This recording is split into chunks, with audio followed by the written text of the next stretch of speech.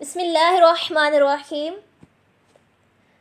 میرا آج سے اگلے چند روز تک کا جو موضوع ہے وہ کربلا سے ریلیٹڈ رہے گا۔ تو سب سے پہلے میں حضرت امام حسین رضی اللہ تعالیٰ عنہ کا جو نبی کریم صلی اللہ علیہ وآلہ وسلم کے روضہ انور پر آخری سلام تھا اس کے بارے میں بات کروں گی۔ تو 22 رجب المرجب کو صحابی رسول صلی اللہ علیہ وآلہ وسلم، محب اہل بیت اطہار، کاتب وحی،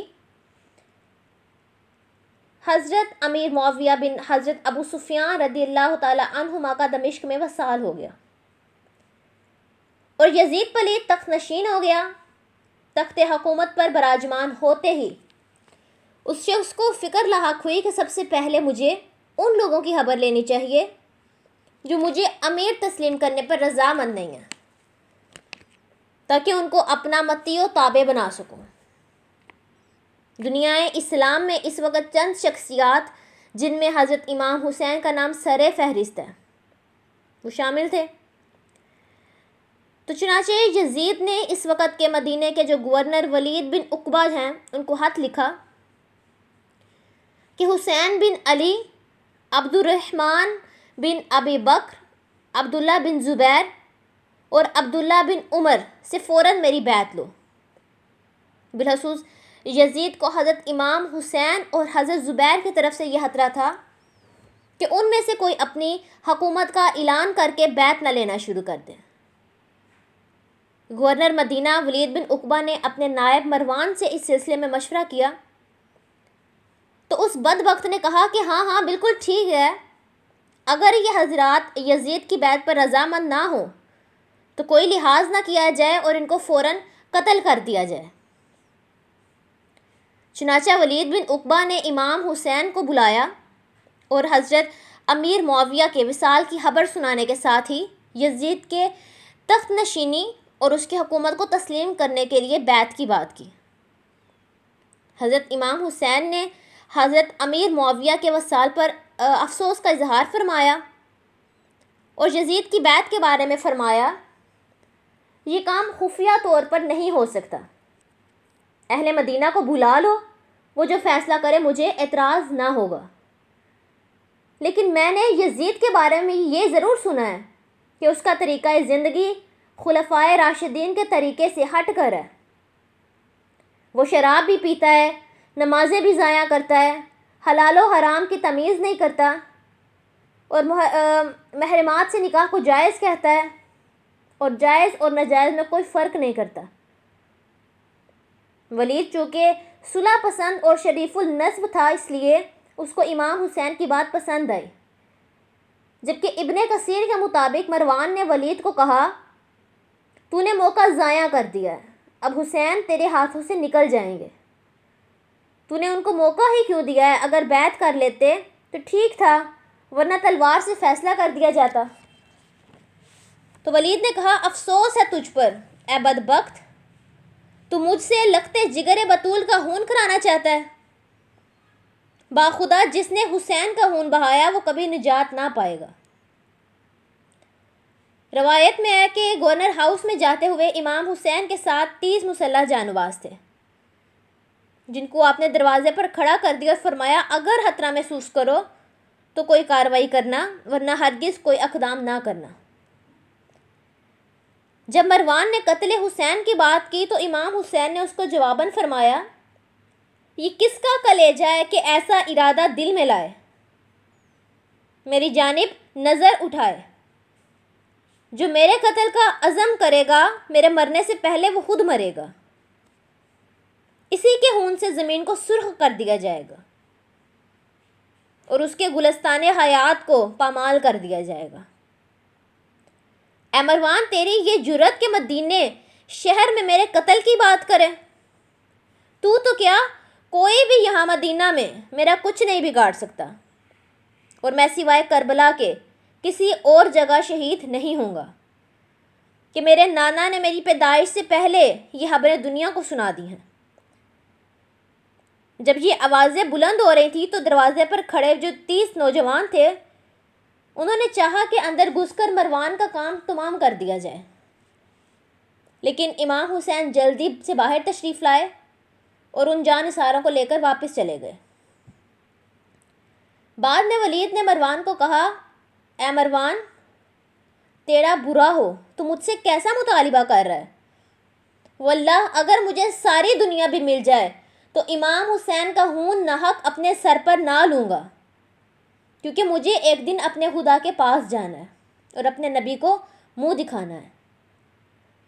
گورنر مدینہ نے یہ سارا حال لکھ کر یزید کو بھیجا تو اس پلید نے بھی وہی کہا جو مروان بدبخت نے کہا تھا، اور اس کے بدلے بہت سارا لالچ بھی دیا۔ مگر ولید نے سب کچھ ٹھکرا دیا اور کہا، دوزخ کے اس راستے پر قدم بھی نہ دھروں گا، نہ کسی لالچ میں آؤں گا، اور نہ ہی یزید کے ظلم و ستم سے مجھے کوئی باک ہے۔ اس کے بعد بھی کئی خطوط ولید کو یزید کی طرف سے آئے اور ولید وہ خطوط امام علی مقام کو دکھاتا رہا۔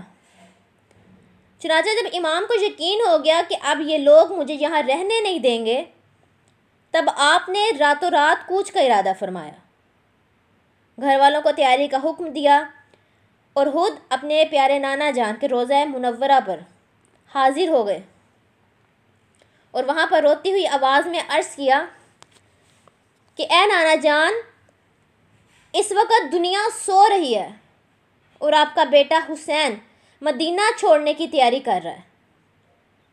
اے نانا جان، میں وہی حسین ہوں جسے آپ اپنے کندھوں پر اٹھایا کرتے، اپنی گود میں بٹھایا کرتے، کبھی چوما کرتے، کبھی سونگا کرتے، اور جس کے لیے فرمایا کرتے کہ میرا حسین جنت کا پھول ہے۔ جس مدینے کو چھوڑتے ہوئے جانوروں پر بھی رحمت طاری ہو جاتی ہے، خدا ہی جانتا ہے اس مدینے والے کے نواسے کی حالت کیا ہوگی۔ جو مدینے میں پلا، جوان ہوا اور اب بڑھاپا آ گیا اور مدینے والے کے کندھوں پر سوار ہو کر مدینے کی گلیوں میں سیر کرتا رہا۔ حسین کے مدینے کو چھوڑنے کا غم کون جان سکتا ہے؟ یا نانا جان سکتا ہے یا نواسہ جان سکتا ہے؟ جس نے مدینہ چھوڑتے ہوئے اپنے نانا جان کے مدینے کو ان الفاظ میں دعا دی، عرض کیا، کیوں جا رہا ہوں؟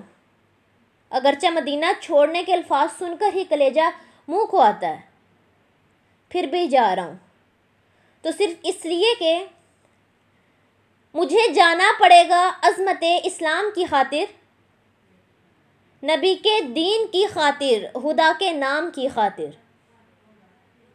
نہیں جاتا تو پھر حیدر کے گھر کی آن جاتی ہے، تمہارا دین میری غیرت ایمان جاتی ہے۔ میں جاتا ہوں کہ دنیا میں وفا کا نام رہ جائے، میرا کچھ نہ رہے لیکن خدا کا نام رہ جائے۔ یہ عرض ہو رہی تھی کہ نیند سی آ گئی اور ملائکہ کی فوج کے جھرمٹ میں کملی والے آ گئے۔ نانا نے اپنے نواسے کو گلے لگایا، پیار کیا، دلاسا دیا، پیشانی پر بوسہ دیا اور فرمایا، اہل بیت مصطفیٰ کا نام صبر و شکر ہے۔ اہل بیت مصطفیٰ کا نام صبر و شکر ہے، جانشین مرتضیٰ کا کام صبر و شکر ہے۔ امام الانبیاء نے اپنے نواسے سے اور اپنی آنکھوں کے تارے کو صبر کی تلقین فرمائی اور کوہ جبر دل پر دھرنے کی تعلیم دی اور فرمایا، بیٹا تیرے اوپر مصائب کے پہاڑ ٹوٹیں گے، غم کی آندھیاں چلیں گی، تیری اولاد تیری آنکھوں کے سامنے ذبح کی جائے گی، لیکن خبردار، جنتی جوانوں کے سردار ہو، اپنے نانا کا فرمانے عالی شان نہ بھولنا کہ فاسق اور فاجر کے ہاتھ پر بیعت نہیں ہو سکتی۔ امام علی مقام نے اپنے نانا جان کی ہمت و جرأت سے اس نصیحت کو سنا اور آپ کے قدموں کی طرف نظر جھکا کر اشارہ کیا اور کہا، سر تک بھی اگر کاٹ کے پھینکیں گے ہمارا، ہم آپ کے قدموں کی قسم اف نہ کریں گے۔ اللہ سبحانہ و تعالی ہمیں دین کی باتوں کو سننے کی اور ان پر عمل کرنے کی توفیق عطا فرمائے. آمین. جزاک اللہ.